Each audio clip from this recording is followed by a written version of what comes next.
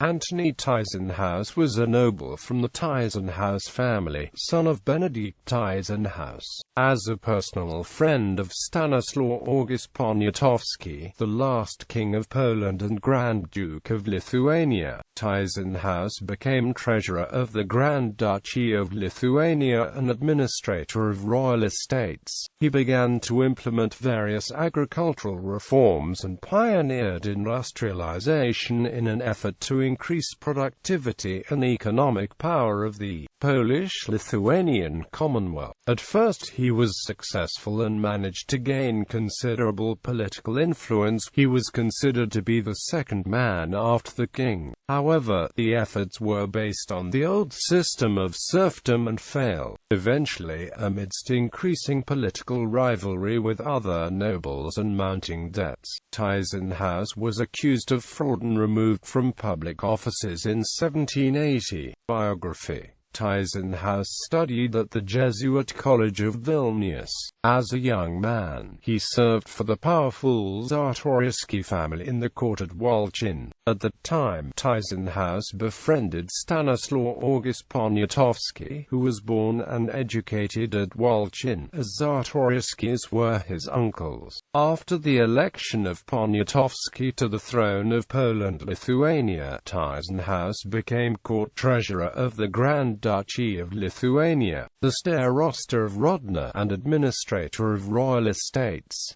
He was elected to the Sejm of the Lithuanian Commonwealth in 1766. Tyzenhaus was in charge of all matters related to land possessions of King of Poland and exercised considerable freedom in the management. This freedom was further strengthened when he became lessee of the estates in 1777.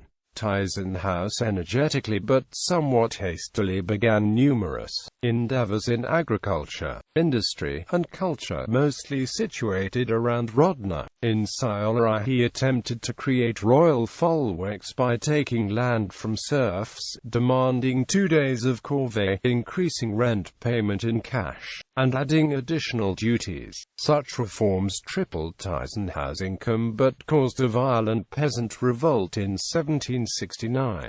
The rebellion was quickly suppressed. The reforms were only slightly modified. Using the additional income, Tyzenhaus rebuilt Silesia according to the principles of classicism. Similar reconstruction was planned in Joniskis. He set up at least 23 factories that employed around 3,000 workers and produced textile, paper, jewelry, tools, furniture, carriages. They used forced labor of the local peasant population. Inspired by the Age of Enlightenment, he also opened schools for midwives, physicians, veterinarians, accountants, engineers, even ballet dancers. He also established a botanical garden, theater, ballet, orchestra, publishing house. He published weekly Gazeta Grodzienska from 1775 to 1783.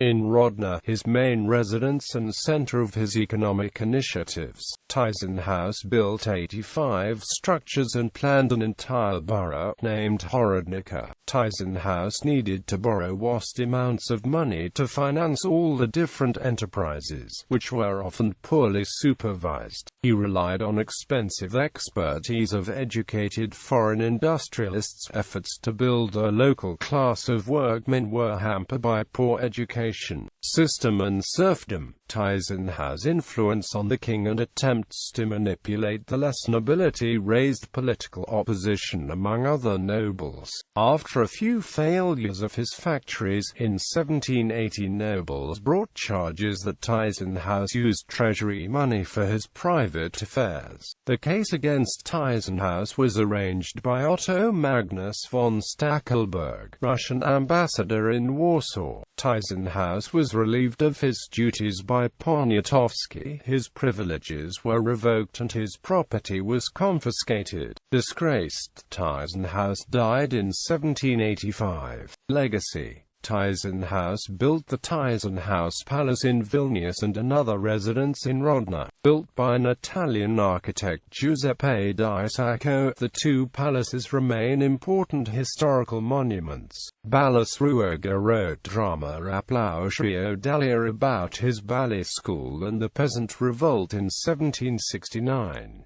In 1971, Stanisław August published a two-volume study on his life, Antoni Tyzenhaus.As.